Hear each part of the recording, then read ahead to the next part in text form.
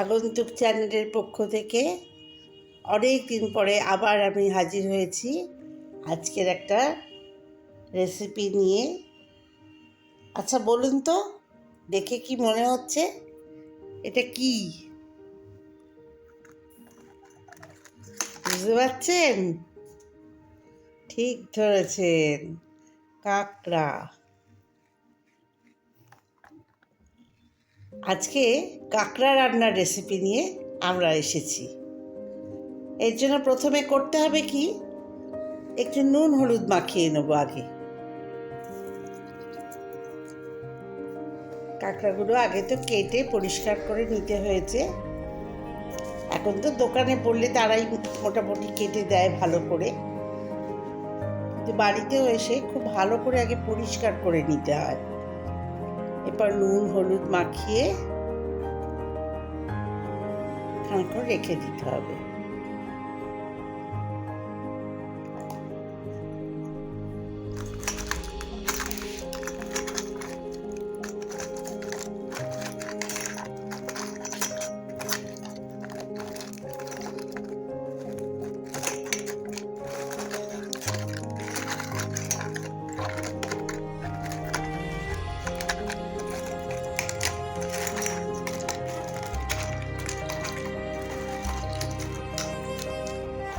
খুব শক্ত কিছু রেসিপি নয়, অনেকেই জানেন, কিন্তু আবার এখনকার জেনারেশনে অনেকে জানেও না। তাদের জন্যই আমার আজকে এই রেসিপি। আমাদের তেল বসানো হয়ে গেছে, তেল গরম হয়ে গেছে। এবার কাঁকড়াগুলোকে একটু ভেজে নিতে হবে। যেমন করে আমরা মাছ ভাজি আছি ঠিক সেরকম করেই কাঁকড়াগুলোকে ভেজে নিতে হবে।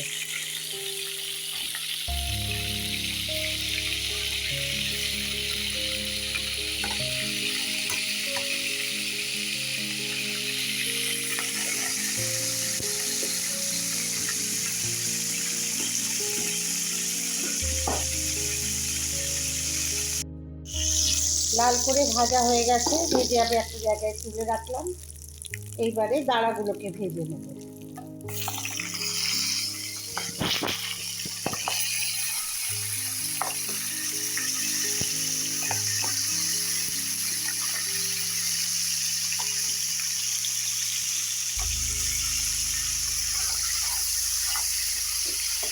রান্নাগুলো শুধু দেখলে হবে না, শেয়ার করতে হবে, সাবস্ক্রাইব করতে হবে আমার চ্যানেলটাকে।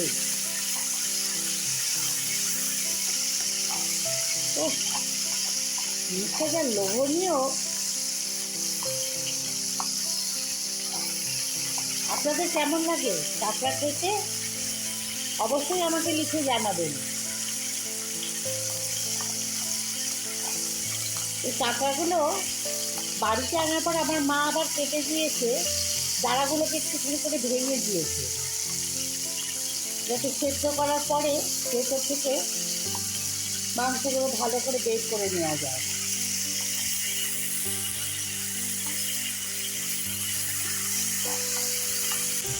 আমাদের ছোটো ছোটো উঠতি বন্ধুরা যারা সবে সবে রান্না করতে শিখছে, অবশ্যই রান্না করার শখ থাকা চাই, তাদের জন্য আজকে আমার রেসিপিটা।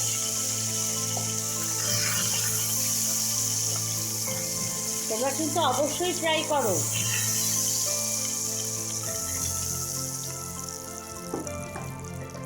ভালো করে কাঁকড়া রান্না করে আজকে বন্ধুদের খাইয়ে পাক লাগিয়ে দাও।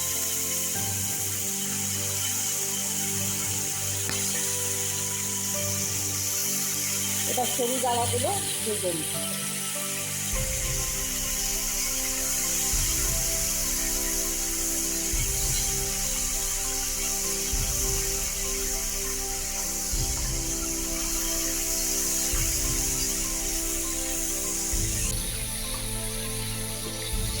এতে এই তরকারিতে আলু না দিলেও চলে,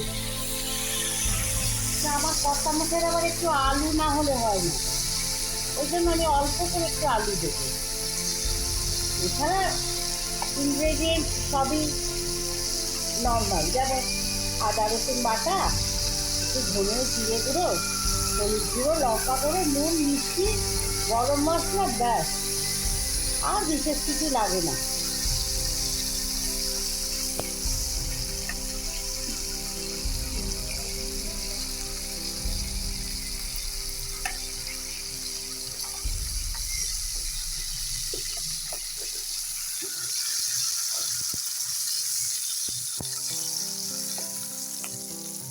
এখন তো 12 মাসই ধনেপাতা পাওয়া যায়। যারা ধনেপাতা পছন্দ করেন রান্নার শেষে একটু ধনেপাতা দেবেন।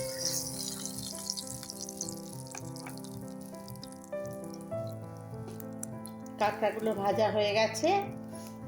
এবারে আমি আরেকটু তেল দেব।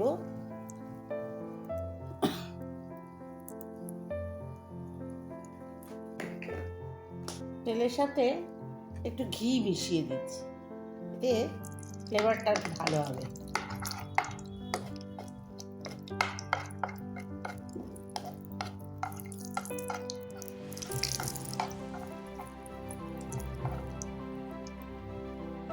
খুব বেশি কিন্তু তেল লাগে না, কারণ এর ভেতরে নিজস্ব ঘি থাকে তো কাঁকড়ার, সেই জন্য। একটু গোটা গরম মশলা ফোড়ন দেব, দারচিনি, দুটো ছোট এলাচ,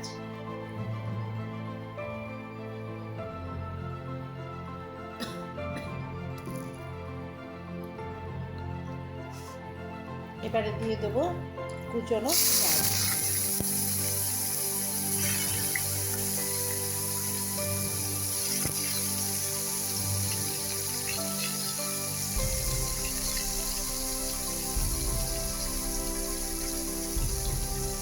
পেঁয়াজটা একটু লাল করে ভেজে নেব।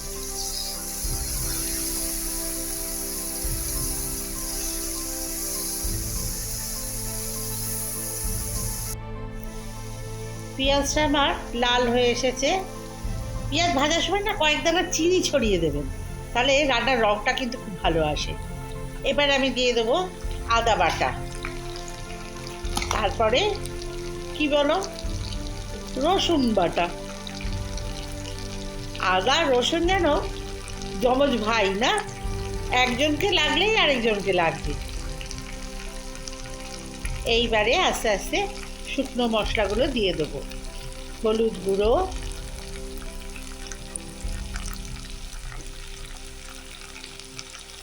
লঙ্কা গুঁড়ো, জিরের গুঁড়ো, তারপরে ধনের গুঁড়ো। খুবই কম মশলা দিয়ে রান্না। এরপরে স্বাদ মতো একটু নুন দেব,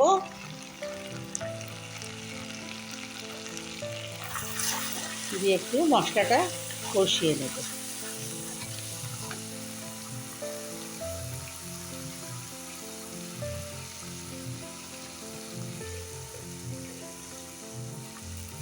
একটু মিষ্টি দিলাম।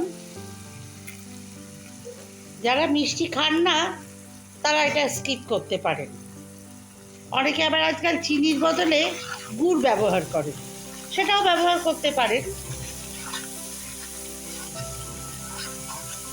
তবে স্কিপ করাই ভালো। তো আমাদের কি জানেন, একটু রান্নায় মিষ্টি না হলে ঠিক যেন মনে হয় স্বাদটা পুরো হলো না। যারা মিষ্টি পছন্দ করেন না তারা অল্প করে মিষ্টি দেবেন।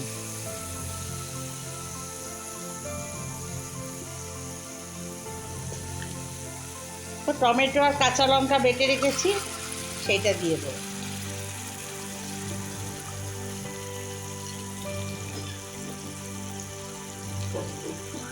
আমার টমেটোর সাথে কাঁচা লঙ্কাটা বাটা আছে বলে শুকনো লঙ্কাটা আমি একটু কম দিয়েছি।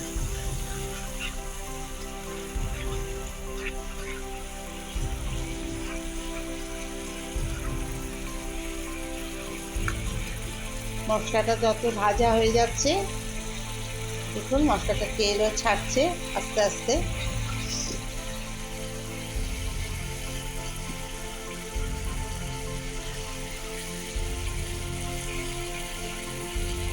আলুটা ভেজে রেখেছিলাম আগেই, আলুটা দিয়ে দিলাম।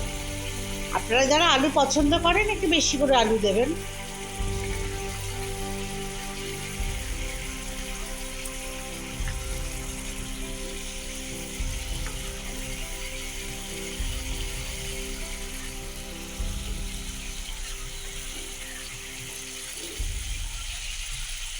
মশলাটা অলমোস্ট কষানো হয়ে গেছে। এইবারে আজকের রানী কাঁকড়ারা তারা এবারে আমার কড়ায় পড়ল। এইবারে মশলাটা দিয়ে ভালো করে কাঁকড়াটাকে একটু কষিয়ে নিতে হবে।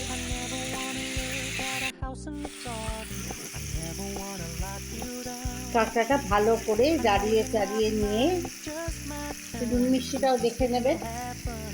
তারপরে ভালো করে কষানো হয়ে গেলে একটু জল দিতে হবে।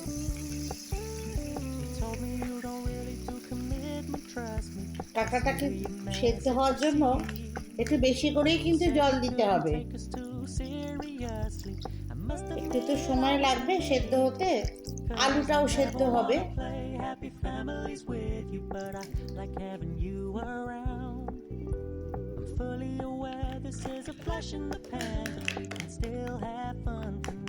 ব্যাস হয়ে গেল, অনেকটাই হয়ে গেল।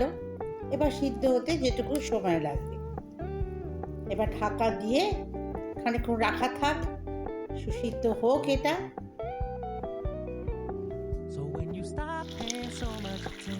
আমাদের কাঁকড়া অলমোস্ট ডান। এবার হচ্ছে ফিনিশিং টাচ। আমরা একটুখানি মশলা গুঁড়িয়ে রেখেছি,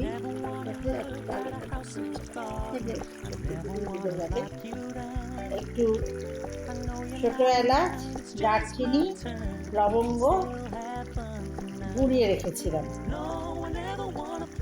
সেটাই দিয়ে দিলাম। একটু ভাজা মশলা দিলেও হয়, যেহেতু আমরা ছোট এলাচ, দারচিনি, লবঙ্গ আলাদা করে গুঁড়িয়ে দিয়েছি, সেই জন্য আর দিলাম।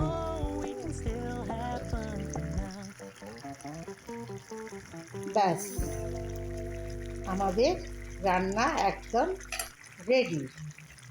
খাওয়ার জন্য আমরা এবার প্রস্তুত।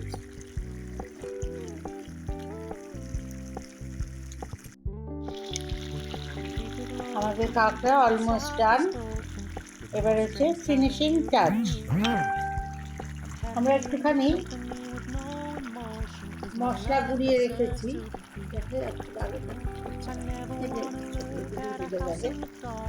একটু ছোট এলাচ, দারচিনি, লবঙ্গ গুঁড়িয়ে রেখেছিলাম, সেটাই দিয়ে দিলাম।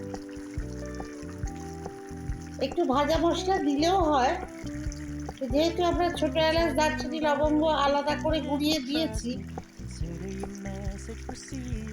সেই জন্য আর দিলাম।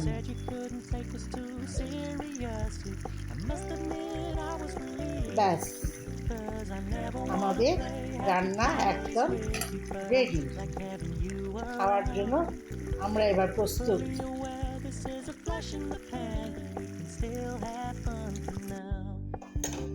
ব্যাস আমাদের কাঁকড়া রেডি টু সার্ভ। আপনারা কিন্তু অবশ্যই বাড়িতে বানাবেন এবং আমাকে কমেন্ট করে জানাবেন। আর আমার চ্যানেলটা লাইক অ্যান্ড সাবস্ক্রাইব করতে যেন একদম ভুল না হয়। আর অবশ্যই একটু শেয়ার করবেন। ওকে, টাটা, গুড নাইট।